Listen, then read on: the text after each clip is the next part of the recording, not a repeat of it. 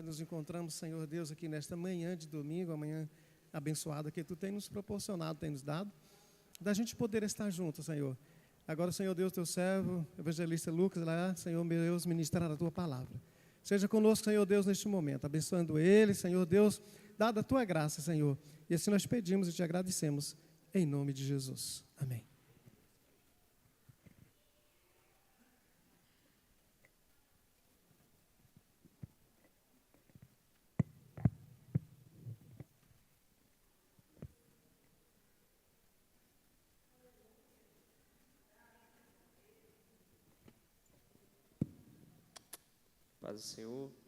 Paz do Senhor para a igreja, é motivo de muita alegria. Estou um pouco fanho, como vocês vão perceber, a gripe me pegou e não quer me largar, irmãos, mas a gente veio para adorar o nome do Senhor. Quero agradecer ao pastor pela oportunidade, agradecer ao dirigente pela oportunidade também, agradecer minha mãe, canal de bênçãos na minha vida, agradecer minha esposa, está sempre comigo, minha filhinha que acabou de acordar. Lição de número 4, irmãos. A gente vai ler a parte da leitura bíblica em classe.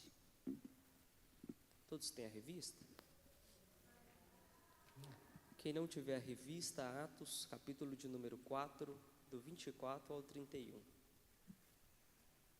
Eu grifei algumas coisas aqui para a gente nortear a nossa aula de hoje. Versículo 24, diz assim: E ouvindo eles isto, unânimes, gravem essa palavra, irmãos, unânimes, levantaram a voz a Deus e disseram: Senhor, Tu és o Deus e fizeste o céu e a terra, e o mar e tudo que neles há. Que disseste pela boca de Davi, teu servo, porque bramaram os gentios, e povos pensaram coisas vãs. Levantaram-se os reis da terra, e os príncipes se ajuntaram a uma, contra o Senhor, e a outra contra o seu ungido. Porque verdadeiramente contra o teu santo Filho Jesus, que tu ungiste, se ajuntaram não só Herodes, mas Pôncio Pilatos, com os gentios e o povo de Israel, para fazerem tudo que a tua mão e o teu conselho tinham anteriormente determinado que haviam de fazer. Agora, pois, o Senhor olha para as suas ameaças e concede aos seus servos que falem com toda a ousadia e palavra. Guardem a palavra ousadia, unânimes e ousadia. 30. Enquanto estes estenderdes a mão para curar e para que se faça sinais e prodígios pelo seu santo Filho Jesus, e tendo orado e moveu-se.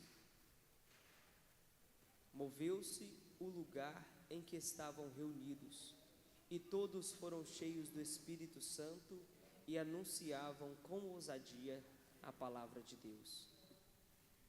Esta é uma passagem escrita pelo evangelista Lucas.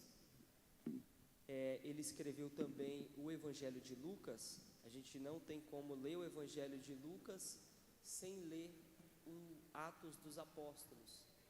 Dentro da comunidade acadêmica, a gente sabe que quando você lê o Evangelho de Lucas, é um evangelho muito mais detalhado. Por quê? Porque a pessoa de Lucas, além da sua qualificação como médico, lhe possibilitou ele escrever muito mais detalhado alguns detalhes que outros apóstolos não escreveram. Por exemplo, Mateus, Marcos, João. Cada um dos livros vai ser determinado a um povo. Mateus aos judeus, Marcos aos romanos, Lucas aos gregos, e o Evangelho de João, ele vai ser escrito para os gentios, para aqueles que não tinham povos, mas que ao ouvir a palavra do Senhor, vão crer no Senhor. Então nós temos esse caminho da igreja que ele vai começar, e aqui na nossa apostila, ele vai dar como a igreja primitiva, porque realmente a igreja ela nasce depois da ascensão de Jesus. Jesus vai, quando ele vai, ele fala assim: olha, vocês fiquem reunidos, que eu vou mandar o meu Espírito Santo para batizar vocês, para dar poder para vocês, e nesse poder, vocês conseguirão vencer o pecado. O nosso Jesus, ele já entendia que nós sozinhos, nós não conseguiríamos vencer o pecado. Ele viu em Adão isso acontecer, ele viu em o homem que tinha, o homem segundo o coração de Deus, o homem que praticamente para Deus ele era perfeito, ele viu aquele homem cair. Então ele entendeu, vivendo conosco, que nós sozinhos, pela nossa capacidade cognitiva, espiritual, nós não conseguiríamos vencer o pecado. Então, em sua ascensão, ele fala: olha, fiquem todos reunidos, porque eu vou mandar o Espírito Santo para revestir vocês de poder e para que vocês consigam vencer o pecado. Na nossa cabeça de hoje, é uma gangorra. Na nossa cabeça, o Espírito Santo, ele funciona como um medicamento, e digamos assim, o pecado como uma doença. Por que eu falo isso? Porque se você toma os seus medicamentos, se você come frutas, se você come verduras, se você tem uma alimentação boa, você vai ter saúde para vencer qualquer doença, irmãos. A gente vê pessoas tomando um copo de água, acreditando que é o Senhor, e é curada naquele momento. Ela fez a sua parte e Deus faz a parte dele também. Olha só que interessante. Mas se você não se alimenta, se você não se protege, não faz algo, a doença vem, ó, fica do seu lado. Enquanto você não melhorar, a gente percebe porque uma doença ela vem, ela abate o seu espírito, ela abate o seu ânimo, ela abate o seu físico. As ideias que antes eram: não, eu vou me levantar, eu vou fazer uma caminhada, eu vou sair, eu vou começar a fazer alguma coisa, ela já muda. Eu acho que semana que vem eu não passo. Não, acho que eu não vou fazer não, estou tão desanimado. O Espírito Santo, ele trabalha da mesma forma. Ele vem todo dia na gente e fala assim: deixa eu ver como é que está o meu servo ali. Porque se a gente não nutrir, ele vai enfraquecer. Por isso que eu disse que é uma gangorra. Qual o lado que a gente anda nutrindo? A igreja primitiva, ela vai começar toda reunida em um só lugar. E é muito irônico que a primeira pessoa que vai pregar nessa igreja primitiva é Pedro.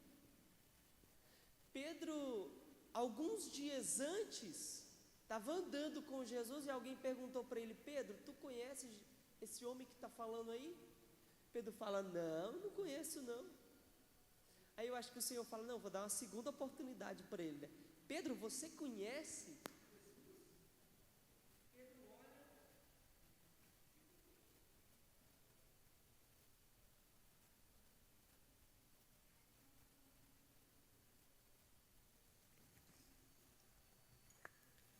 Então, na segunda oportunidade, alguém vai perguntar para Pedro: Pedro, tu conhece Jesus? E Pedro vai falar assim: olha, realmente eu ainda não conheço. Numa terceira oportunidade, ele vai perguntar e Pedro nega de novo. Jesus, ele é crucificado, volta, ele se apresenta a Pedro, se reconcilia com Pedro. E o mais interessante é que o primeiro apóstolo a pregar, quando o Espírito Santo desce, é quem? É Pedro. Pedro começa a ministrar, mais de 3.000 pessoas aceitam a Jesus em uma única pregação. E ali a igreja primitiva, a primeira igreja que nós temos como templo, como pessoas, ela explode, irmãos. Pum! 3.000 pessoas saindo, confiando em Jesus, mais os apóstolos abrindo igreja, fazendo viagem missionária, caminhando, ministrando. E a igreja começa.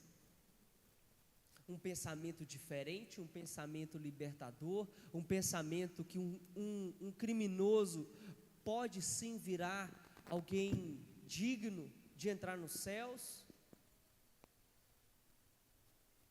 Nesse caminhar, a igreja tem a nossa primeira queda. Porque o primeiro caminhar é fácil, irmãos. O primeiro caminhar, a gente vai ver. O primeiro caminhar é fácil. Sabe por quê? Porque foi o BAM. Foi aquela explosão de motivação, de que a gente, vamos seguir a Jesus e nós vamos até a morte por Ele. Mas chegou no primeiro obstáculo, não, eu acho que minha vida vale mais um pouco. Eu acho que a minha saúde vale mais. Eu acho que fazer um jejum pelo propósito lá da igreja vai complicar um pouco a minha vida. Ou ajudar alguém vai parecer que eu não sou a pessoa que eu quero ser. A primeira igreja primitiva sofre com o que a gente sofre hoje, que é a falta de consistência, a falta de persistência, de perseverança. E no tópico 1.1 ele vai trazer sobre isso, a igreja perseverante.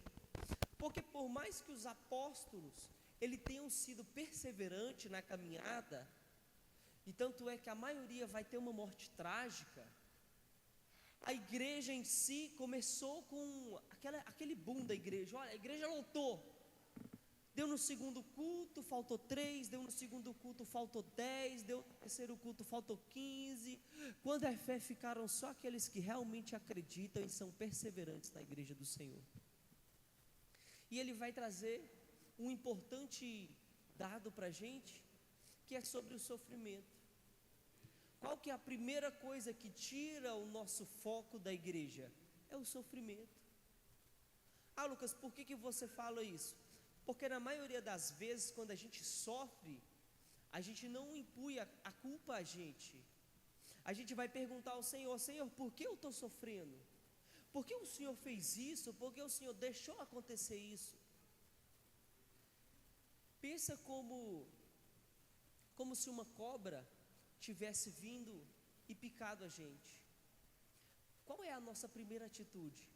A nossa primeira atitude não é ir se curar, não é ir se levantar e falar, cara, uma cobra me picou, eu vou me curar, então eu vou me afastar dela, então eu vou me tratar. Não, a nossa primeira atitude é correr atrás da cobra e perguntar, por que você me picou? Por que você veio logo a mim me picar? Por que não tinha outras coisas para você fazer, mas você teve que vir logo a mim? Isso me ensina algumas coisas, porque às vezes aquilo que o Senhor coloca para nós não temos que ir a Ele e ficar perguntando o porquê. Nós não temos que ir a Ele e ficar, Senhor, por que eu? Ou por que a mim? Ou por que essa liderança está comigo? Ou por que essa igreja? Não. O Senhor, quando Ele chega a nós e coloca uma fase meia sofrida, uma fase difícil, é para justamente colocar em prática a nossa fé, a nossa perseverança. A nossa perseverança, ela não vai mostrar para a gente momentos de alegria. Você nunca vê alguém alegre e falar assim, estou no meu momento de perseverança. Não tem, irmãos. Você nunca vai ver alguém alegre, feliz, com carro novo, casa nova, vir aqui dar um testemunho e falar, irmãos, estou no meu momento de perseverança, de sofrimento, estou sofrendo com casa nova, com carro novo, com trabalho novo. Não vai, irmãos. Você vai sempre, quando alguém chegar aqui e falar que está em perseverança, irmãos, estou em luta, orem por mim. Irmãos, a doença chegou na minha casa, mas eu tenho a certeza que Deus vai me dar vitória. Aleluia. Irmãos, está difícil, mas eu tenho certeza que Deus vai mudar a minha história. É um momento de perseverança. Os apóstolos chegavam, pregavam e iam embora. Imagina se acontecia algo hoje, se alguém estivesse pregando lá fora, e nós, como cristãos, alguns iriam reconhecer que seria mandado por Deus e outros não. O céu, ele não vai ser para todos, irmãos, mas ele vai ser para os mais perseverantes. tópico 1.2, ele vai trazer algo que só pessoas perseverantes fazem. E isso vai ser uma consequência, irmãos. Não tem como eu falar sobre perseverança e você vai ver que os tópicos seguintes é praticamente uma pessoa que olha para Cristo e vai refletindo. Não tem como você pular as fases. No tópico 1.2, no primeiro ele vai falar sobre sofrimento, no segundo ele vai falar que não negocia os seus valores. Aqui é a parte mais complicada para nós, irmãos. Principalmente a gente que tem família, e muitas das vezes a família não é inteiramente cristã. Só metade da família é, digamos assim, só vocês são, ou a outra parte não é, ou a outra parte é. Por quê? Porque você não vai poder negociar os seus valores. Ah, Lucas, do que você está falando? Eu estou falando do seguinte: vai ter uma festa, a festa foi escolhida na sua casa, e na sua casa não entra cerveja, na sua casa não entra bebida alcoólica, na sua casa não entra cigarro, na sua casa não entra nada que possa desagradar o nome do Senhor. Não é verdade? Mas aí você tem um familiar, e o familiar ele bebe, ele fuma. E aí o que você vai fazer nesse momento? Não negociar os seus valores. Olha, não pode ser na minha casa, pode ser na casa de fulano. Eu não posso negociar, mas também não quer dizer, irmãos, que você não deve ir. Porque senão como você vai ganhar essa pessoa para Jesus? Como você vai dar o seu testemunho e alguém que vai olhar e falar assim: tem te observado, 5 anos na família, sempre que é na sua casa, a festa é melhor, não tem bebedeira, eu sei que tem um sofrimento, um constrangimento, mas eu tenho te observado. E quando você vai na festa que é na minha casa, você não bebe, você não dá mau testemunho, não tem briga. Tem as rixas da família, como toda família tem, isso é normal. Mas eu nunca vi desrespeito, eu nunca vi falta de consideração. Pera lá, irmãos, eu não estou vendendo meus valores. A festa deixou de ser em casa, deixou, porque você ama tanto o parente a ponto de falar assim: olha, eu não negocio meus valores, mas também não quer dizer que eu não possa estar presente. Eu vou estar presente, pode ser na casa da tia, que já está acostumada, e está tudo bem. Lucas, é uma saída para você negociar os valores? É uma saída para você não negociar os seus valores.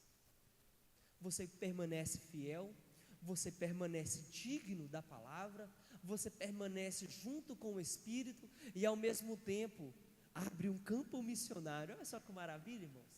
Aleluia. Olha a estratégia que Deus nos dá, não só para a gente não vender os valores, como uma oportunidade. E eu pergunto para vocês nessa manhã: quantas oportunidades vocês já tiveram dentro da família? Com certeza várias.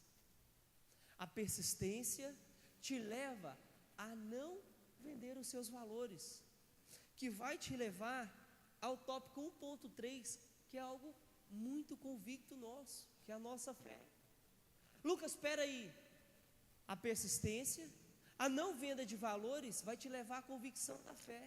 Você vai estar na festa, você vai estar lá com seus parentes não crentes, mas você vai estar convicto: uma hora Deus pega eles, uma hora o meu Jesus abrilhanta os olhos dele, uma hora que tiver todo mundo em situação caótica, ele vai lembrar: eu sei quem eu olho para a festa e está sempre tranquilo, a família está sempre boa. Está acontecendo alguma coisa complicada, ele sabe aonde buscar. Quando é fé, o telefone toca. Quem que é?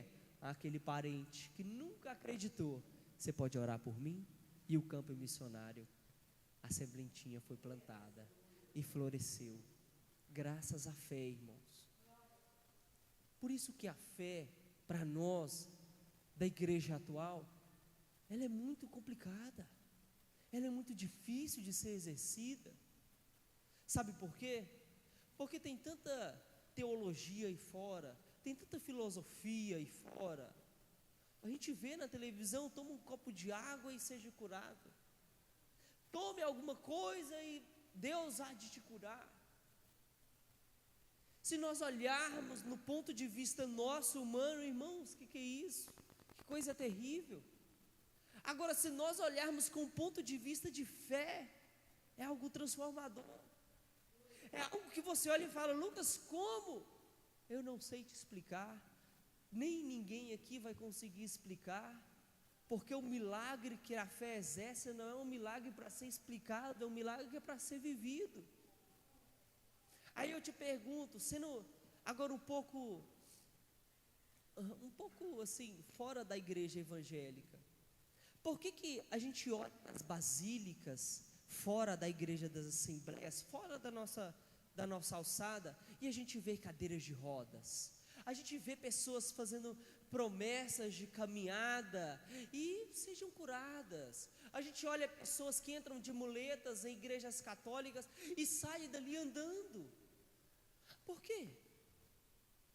Porque a fé delas é tão convicta, que vão sair dali curadas, que é praticamente como o Senhor Jesus olha e fala assim: nem em Goiânia eu achei tamanha fé, nem em lugar nenhum desse Brasil eu achei uma fé igual a sua. Por isso que às vezes essa fé, ela toca o coração do Senhor, e a pessoa recebe o milagre, e a pessoa sai de lá andando, e as cadeiras de rodas ficam lá, as muletas ficam lá, e dentro da nossa igreja, que nós acreditamos, acontecem milagres e maravilhas. E isso é só pela convicção da fé, irmãos. A igreja primitiva tinha essa convicção, mas os seus discípulos, que foram formados ao abrir essa igreja, eles não tinham, porque eles não caminharam com Jesus, eles não sofreram, eles não ouviram Jesus falar com eles, mas com a descida do Espírito Santo, eles começaram a ouvir, eles começaram a falar do Senhor. E nós entramos agora em uma fase diferente dessa igreja. A igreja agora já recebida com o Espírito Santo, foi transformada. Então agora ela vai começar a buscar o poder. Qual que é esse poder? O poder da oração. No tópico 1.1, no 2.1, ele vai trazer uma oração com propósito. Glória a Deus. Espera lá, irmãos, não é uma oração qualquer, é uma oração direcionada. Não é uma oração que todas as vezes que a gente vai dormir, e praticamente você fala assim: Senhor, a minha oração de ontem, tá? Não é, irmãos. Cada dia é uma oração diferente. Se você fizer a mesma oração todos os dias, aí você cai no ritual da igreja católica, que é uma reza. E o Senhor nos ensina a orar. Entrar no quarto, fechar a porta. Aquela oração, o pessoal repete ela, mas se a gente for fazer uma breve análise dela, ela tem muitos pontos que batem na gente em todo modo. Ó, para vocês terem noção, Pai Nosso, espera aí, primeiro já é Pai. Pai corrige o Filho, então nós temos que aceitar o que o Senhor corrigir a gente. Pai Nosso, nosso, espera aí, nosso, ele não é só meu, ele não é individualista, ele é meu, ele é do pastor, então é um Pai que sabe como corrigir eu e corrige ele. Nós não tem direito nenhum sobre a vida do outro. Pai nosso que estás nos céus, ele não está aqui na terra. Então tudo que nós fizermos aqui na terra, nós temos que corrigir também aqui na terra. Plantou, colheu. Pai nosso que estás nos céus, santificado seja o seu nome. Não é outro nome, não é o copo d'água, não é o nome que está acima de todo nome. Ou seja, aqui ele está falando, só tem um Deus, e um Deus que é Pai, e esse Deus corrige você e todo mundo. Pai nosso que estás no céu, santificado seja o teu nome, venha a nós o teu reino. Espera aí, venha a nós o teu reino, quer dizer que não é nós que vamos ao reino, é o reino que vem a nós, é o Espírito Santo que vai te convencer da mudança. Não é nós que vamos convencer o nosso cônjuge a mudar, ou nós que vamos convencer o pastor. Não, é o Espírito Santo que vai agir em nós. Pai nosso que estás no céu, santificado seja o teu nome, venha a nós o teu reino. Seja feita a vossa vontade, assim na terra como no céu. O pão nosso de cada dia nos dai hoje, perdoai as nossas ofensas, assim como nós perdoamos aqueles que têm ofendido, não os deixeis cair em tentação, mas livrai do mal, amém. Seguindo, o segmento, não os deixeis cair em tentação, seja feita a tua vontade, o pão nosso de cada dia nos dai hoje. Deus não vai dar para sobrar, irmãos, você já percebeu isso? Se Ele saber que você vai perder o seu coração, que Ele vai sentir no seu coração que o tempo de fé vai acabar, Ele não vai deixar sobrar. Por isso que para a riqueza não são todos, para a vida boa não são todos, porque Ele sabe que se Ele der isso, a gente fica tão folgado na nossa chácara, a gente fica tão folgado às vezes viajando, visitando parentes, que a gente interte tanto aqui na terra e esquece as coisas do céu. Mas aí Ele vai ensinar uma oração com propósito nessa igreja. E qual vai ser o propósito? No 1.1 Ele vai fazer o propósito, no 2.1 Ele vai trazer o propósito, no 2.2 a unidade, 2.3 a palavra de Deus. Por que eu quero relacionar esses 3 pontos de uma vez só? Porque é impossível você estar em um propósito sozinho. Não tem como você falar, Lucas, eu estou no propósito sozinho lá em casa. Primeiro que você já não está sozinho. Se você está em casa, ou na igreja, ou em qualquer lugar, é sinal que o teu propósito, ele vai abranger mais pessoas, ele vai abençoar mais pessoas. Então por que não chamar essas pessoas para fazer o propósito junto contigo?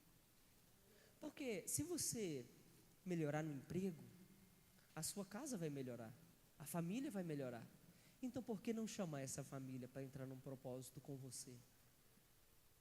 Mas não tem mudança, não tem outras coisas para a gente fazer, sabe por quê? Se o pastor aqui for começar um propósito na igreja, o propósito não é para a igreja, não é para vocês, não vai beneficiar a vida de vocês, então por que não entrar com ele no propósito? Lucas, mas ele é o pastor da igreja, ele tem que estar sozinho, ele tem que tomar frente, tudo. Tá certo, ele tem que tomar frente, mas quem vai segurar a mão dele? Quem que vai falar assim, pastor, estamos juntos lá amanhã? Porque nós continuamos sendo homens e mulheres dependentes. Nós dependemos da graça de Deus, sim, mas você já ouviu, irmãos, quando você estiver assim, meio triste, e alguém olhar para o seu olho e falar assim, amanhã a gente está firme. Você anima na hora e fala assim, amanhã eu estou lá. Você muda até a voz. Não, Lucas, mas eu achei que eu estava sozinho. O cara veio e falou comigo, falou assim, amanhã a gente está aí. Ou se não, você falar assim, não, amanhã vai ser dia de faxina. Seu filho chega e fala assim, mãe, amanhã eu estou com a senhora aí para a gente dar uma geral. Se brincar, na hora que ele chegar, a faxina já está feita, cafezinho pronto, fala, meu filho, senta aqui para nós tomar um café. Você me animou tanto que eu já fiz tudo. É desse jeito que acontece, irmãos. Sabe por quê? Na igreja não é diferente. O pastor, ele está aqui, ele está batalhando, mas quando você fala para ele, pastor, amanhã a gente está junto na oração, hein? Ele vai falar, o Espírito Santo vai lá e alegra o coração dele sozinho, moço, sozinho. É o testemunho da igreja. Não é como se você vivesse sem um testemunho, porque não tem como você viver sem esses testemunhos. Porque se você tem fé, se você acredita, se você ora com um propósito, na unidade, é lógico que você vai ter um testemunho assim. Não é só aqui na igreja, é no trabalho, é em casa, é em qualquer situação. Você vai olhar e falar assim, olha, eu tenho certeza do Deus que está comigo, eu tenho a certeza do que Ele vai fazer, e eu tenho a certeza da diferença que eu posso fazer no que eu vou falar. Então é um conjunto que praticamente a gente não percebe, mas são consequências de uma vida de fé, de uma vida de entrega, de uma vida de perseverança. Não tem como você falar assim: olha, eu estou dando mau testemunho. Se você persevera nos cultos, se você está nas orações com propósito, se você chama as pessoas para orar, se você está aqui na casa de Deus alegre, olha só, é uma consequência. Agora, se você não leva isso realmente a sério, aí já é uma coisa mais complicada, porque aí praticamente você não tem dado o exemplo, e aí se você não tem dado exemplo, não tem como ninguém acreditar.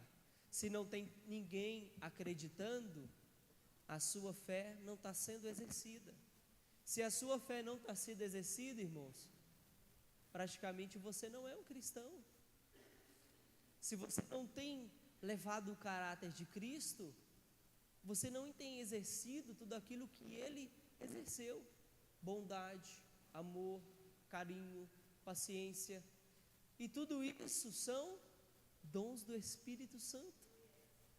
Se você não tem os dons do Espírito Santo, logicamente o Espírito Santo se apagou da sua vida. Se ele se apagou da sua vida, é sinal que você está um pouco mais longe do nosso Senhor Jesus do que deveria. Então, o propósito e a unidade vai ser fundamentado aonde? Na palavra de Deus. E o que é a palavra de Deus? É a nossa Bíblia Sagrada. Ah, Lucas, por que você está falando isso? Porque aqui ele vai te ensinar a orar baseado na palavra. Mas não é para a gente orar assim, ó, Senhor, como o Senhor fez em Moisés. Esse não é o tipo de oração que a palavra vai nos ensinar. O tipo de oração que ele está falando para ser fundamentada na palavra é para nós entendermos Eclesiastes 3, que tudo há um tempo determinado, que mesmo que quando você orar, não é para você orar bonito, ó grandioso Deus Altíssimo, meia hora e nada do coração, nada de verdadeiro, de sincero, só exaltar. Não, irmãos, a verdadeira fundamentação na palavra aqui é para ele falar assim: olha, rasgue o seu coração perante Deus, rasgue o seu coração perante o Espírito Santo. Fala: Senhor, eu estou triste, aconteceu isso, e o meu espírito também está triste, eu não estou conseguindo me levantar, olha, o trabalho está difícil, tem alguém lá no encalço do meu pé, não me larga, eu estou para pedir demissão, mas a minha família, eu estou no meio sem... É para rasgar o seu, é para falar a verdade, irmãos. Já tem muita gente lá fora mentindo, já tem muita gente lá fora enganando. O que ele quer? Ele quer verdade na sua oração, ele quer sinceridade do seu coração na oração. Ele já sabe do que você precisa, mas ele precisa que nós colocamos para fora, que nós falamos, que nós verbalizamos isso. Obrigado. Sabe por quê? Porque ele quer te ouvir. Você já viu aquele povo, quando ele está ministrando, ele fala assim: olha, Deus tem saudade de te ouvir, Deus tem saudade de ouvir a sua oração. Agora você pensa comigo, se cada um de nós é especial para Deus, até as nossas orações é especiais, irmãos. Nós temos individualidades, cada um, e Deus gosta de saber isso, e é isso que abrilhanta estar na casa do Senhor. Você chegar aqui e falar assim: não, Deus hoje não vai falar comigo. Deus usa o mais inesperado para vir falar contigo, e fala assim: olha, Deus mandou vir falar contigo. E você sai dali naquele culto com o coração transbordando e falando assim: Deus falou comigo. Obrigado, Essa é a multiforme graça de Deus. Só que nós temos que pensar que ela não só age no outro, ela age em nós. E através de nós, ela vai chegar no outro. No 3.1, ele vai trazer a ousadia para enfrentar a oposição do Evangelho. Olha como é uma consequência. No 1.1, nós temos uma igreja perseverante, que vai suportar o sofrimento e não vai negociar os valores. No 2.1, ele vai trazer uma igreja que ora com poder. Olha só, primeiro você persevera, no segundo, agora você ora, aí você já está pronto. Pronto para quê? Para viver as suas próprias batalhas. Olha que interessante, porque no 3.1, ele vai trazer uma igreja ousada no seu testemunho, ou seja, no testemunho é para trás, não tem testemunho para frente, irmãos. Testemunho é da vida pregressa, é eu olhar para o pastor e falar: pastor, nós estamos em 2025, mas no ano de 2023, 2022, 2021, ele já estava firme e fiel. Glória a Deus. Testemunho já aconteceu, você é testemunho daquilo que já passou. Então no 3.1 ele vai trazer a ousadia de enfrentar a oposição ao Evangelho. Não é só um testemunho, irmãos. O testemunho tem vivência, o testemunho tem base. Se o testemunho tem vivência, a sua vida de oração então está em dia. Se a sua vida de oração então é sinal que você está fundamentado na palavra.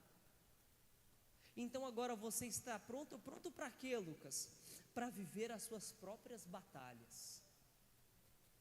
Olha só, primeiro você vem de uma unidade para caminhar com Deus sozinho. Sozinho entre aspas, irmãos. Sozinho aqui no sentido de que você vai ter batalhas que só você vai saber e só você vai enfrentar. Nós que somos homens temos uma única batalha na nossa cabeça praticamente todos os dias. Levantamos, saímos de casa e quando você pisa da porta para fora, vem uma coisa na mente: prover. Vamos trabalhar, vamos render, vamos dar uma vida melhor para a nossa família, vamos fazer alguma coisa a mais hoje, vamos tentar mais, vamos tentar de outra forma. Na cabeça do homem a gente vai com as nossas batalhas individuais, assim igualmente das mulheres. Por quê? Porque vai ter batalhas que vão ser individuais, suas, e não vai ser para outras pessoas, não vai ser para você chamar outras pessoas, porque ela não vai abranger outras pessoas. Por incrível que pareça, vai ser batalhas individuais suas, que o nosso Senhor, o nosso Espírito Santo, Ele vai nos amassar, para justamente melhorar aquilo que Ele quer melhorar em nós, porque Ele sabe que nós precisamos melhorar a cada dia. Vai beneficiar o outro? Vai, mas dessa vez você não vai poder chamar. Vai trazer benefício para a família inteira? Vai, mas dessa vez você não vai poder chamar. Sabe aquele momento em que o Senhor te encontra e fala assim: vem cá que eu vou ter um particular contigo, e é só contigo. É igual aconteceu com Moisés, ele assassa, só ele assassa, nem mais nada. Uma conversa franca, um coração aberto, pronto para aprender, pronto para olhar e falar assim: olha, você tem que mudar isso, isso e isso. E nós, como servos do Senhor, olhar para o Senhor e falar: sim, Senhor. Porque isso que é ser uma igreja, irmãos. É olhar para Cristo e falar assim: Senhor, o que o Senhor precisa hoje? Para muitos dias, você vai vir, você vai ficar sentado aqui, você vai ouvir. Para outros dias, você vai se levantar, você vai ir embora. Mas alguns dias vão ser mais complicados, que vai ser os dias justamente de oposição ao seu Evangelho. justamente de confronto, que se você não tiver um pouco de base bíblica, você vai escorregar e você vai cair. E você vai cair não por maldade, mas pela falta de conhecimento, pela falta de intimidade. Se a gente for pensar antigamente, para você ser consagrado a pastor, você não precisava de muito, irmãos. Olha só como era simples. Era só você ser batizado com o Espírito Santo, era você ter realmente o dom, era a pessoa olhar para você e falar assim, você realmente tem o dom de ser pastor. Nem é muito, né? Hoje você estuda uma apostila de 10 páginas, se autoconsagra e abre uma igreja. Sabe qual vai ser a diferença desses dois lados? Um vai ter a teoria, mais nada. O outro, ele vai ter, além da teoria, o dom que só Deus dá. O dom de abrir as escrituras e falar assim, olha, a escritura está dizendo isso, mas o que Deus está querendo dizer aqui para nós é isso, isso e isso. A diferença é muito grande, sabe por quê? Porque na maioria das vezes nós queremos ver, nós queremos ali analisar e comprovar que é realmente o Senhor. Nós queremos abrir a Bíblia, nós queremos ouvir uma palavra e nós praticamente queremos ver Cristo face a face falando com a gente. Muitas das pessoas acreditam ainda que Deus só fala com elas quando usa alguém e fala assim, olha, assim diz o Senhor. Muitas das vezes as pessoas só acreditam quando alguém está lá no púlpito e fala assim, olha, alguém que está na fileira 2, cadeira tal, chama Pedro, assim diz o Senhor. Deus pode falar assim? Pode, irmãos, mas Ele não vai falar assim todas as vezes. Ele fala assim às vezes para te dar aquela chacoalhada, só para falar assim, eu estou escondido aqui, Deus vai lá e fala, não, onde você está? Sabe para quê? Para você voltar para cá. Porque por mais que a gente às vezes se esconde, a oposição ela sempre vai te encontrar. E quando eu digo oposição aqui, é o confrontamento do Evangelho. É o confrontamento de fazer a coisa errada e fazer a coisa certa. Ah, Lucas, o que é a coisa errada? A coisa errada é quando você está no serviço e o patrão te pede para colocar a nota de 10, só que está entrando 15, 5 está passando. Está infringindo a lei, está pecando, está mentindo. Ah, o que é a coisa certa? A coisa certa é falar, patrão, eu não faço isso. Se o senhor quiser fazer, o senhor pode arrumar outra pessoa, porque eu não trabalho assim. Ah, o que é fazer a coisa certa e a coisa errada? A coisa certa é vir na igreja. Se tem culto, está na igreja. A coisa errada, se tem culto e está em casa, está errado, irmãos. Ah, Lucas, por que você fala isso assim? Porque é o que a Bíblia fala para nós. Não tem como você viver em um propósito, sendo que um está apontado para o norte e o outro para o sul. Vai ser igual aquela cobra de 2 cabeças, cada uma tentando andar para um lado. Que propósito que vai realizar ali? Nenhum. Como que a família vai crescer desse jeito? Não tem como crescer. Se um está olhando para um lado, o outro está olhando para o outro. Isso é o confrontamento do Evangelho. É o confrontamento que nós vivemos. E nós vamos ter que nos ajustar. Não é a Bíblia que nos ajusta. Não é a gente rasgar 5 páginas e falar assim, não, deixa eu ajustar a Bíblia aqui para me viver do jeito que dá certo. Não tem como. É nós que vamos nos ajustar. É nós que vamos nos moldar à luz da Bíblia. No tópico 3.2, ele vai trazer justamente isso. ele vai trazer sobre a ousadia dos dons espirituais, no exercício dos dons espirituais.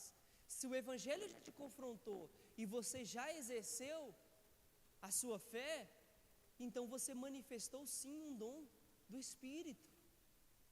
Qual dom, Lucas? Às vezes é o dom da paciência, não é verdade, mulheres, com seus esposos?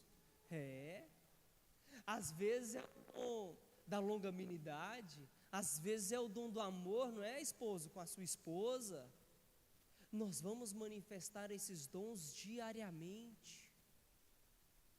não só em casa, mas fora. Mas eu falo em casa porque em casa é algo maravilhoso, irmãos. Em casa é algo tremendo. Em casa é o maior testemunho que nós podemos ter.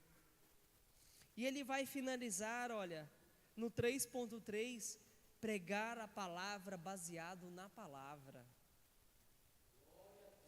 Não é baseado em frase do Facebook ou de Instagram de efeito, irmãos. Tem frase bonita? Tem frase bonita. Eu tenho que admitir que tem frase bonita, tem frase que impacta a gente, tem palavra que a gente olha e fala assim: que palavra bonita, que frase maravilhosa. Mas não tem nada de Bíblia nela.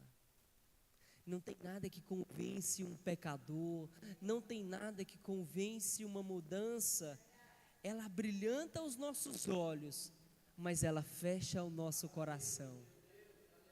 Ela brilhanta a nossa alma, floresce naquele momento, mas na hora que você para e olha e fala assim: quem escreveu? Não teve mudança de vida. Teve apenas o que o mundo sempre tem lá fora, irmãos. A rosa pode até ser linda e bonita, mas para você pegar ela, está cheia de espinhos. Abrilhanta os olhos, mas machuca a carne. Abrilhanta muitas coisas, mas enfraquece o espírito. Então, na maioria das vezes que você for ministrar, que você for pregar, irmãos, porque o seu testemunho ele já vai estar sendo dito. Só de você caminhar, só de você andar, o testemunho já vai estar sendo pregado. Charles Spurgeon vai dizer uma única frase. Ele é considerado um dos príncipes dos pregadores das nossas igrejas. Ele vai falar assim: olha, se um dia for pregar, quando for preciso, e se for preciso, use palavras. Ele está falando assim: olha, o seu testemunho, ele já vai pregar tanto, ele já vai ministrar tanto, ele já vai ser uma pregação tão poderosa, que se precisar, você use palavras. Olha só como isso é profundo, irmãos. É você andar e falar assim: olha, ali vai o servo de Deus, ali vai uma serva do Senhor. Há alguma coisa você nem vai precisar abrir a boca, mas ali já vai caminhar alguém que tem a certeza que caminha com o Espírito Santo. E eu queria deixar essa frase do Spurgeon: se caso, irmãos, precisar pregar, se caso vocês precisarem realmente ministrar, que vocês ministrem a palavra de Deus. Que Deus abençoe a cada um. Deus abençoe a oportunidade. Eu devolvo aqui a quem é de direito. Glória a Deus. Vamos aplaudir o Senhor Jesus bem forte. Manhã especial com Deus. Maravilha, glória a Deus. Vamos convidar aqui a Marcelene. Vai louvar a Deus. Logo em seguida já o pastor Zé do Carmo vai dar a continuidade para a gente terminar essa manhã tão especial. Meus irmãos, eu fiquei, pela misericórdia de Deus, 13 anos pastoreando no Senador Caneta. E lá, principalmente nos 3 últimos anos, o Senhor Jesus me deu uma visão tão forte sobre a verdadeira igreja do Senhor na face da terra, que o Senhor chamou de minha igreja, que isso tem sido muito forte mesmo dentro da minha vida. E tudo o que se passou nessa lição aqui hoje está ligado com essa visão. E interessante que quando a gente entra nessa fé maravilhosa, tudo fica fácil. Para os homens tudo é difícil, mas quando a gente está vivendo no Espírito, tudo fica fácil, porque é como se você olhasse para aquela mulher lá do Apocalipse capítulo 12, uma mulher grávida, vestida de sol, né, pastor João? Vestida de sol. Isso tem que falar com o povo de Deus, irmão, porque quando fala de sol, fala de justiça, fala de claridade, fala de poder. O Senhor é o sol da justiça, né? Glória a Deus. Vamos ouvir a irmã e logo em seguida o pastor José do Carmo. Saúde, irmãos, com a paz do Senhor. Os irmãos possam me ajudar nesse louvor.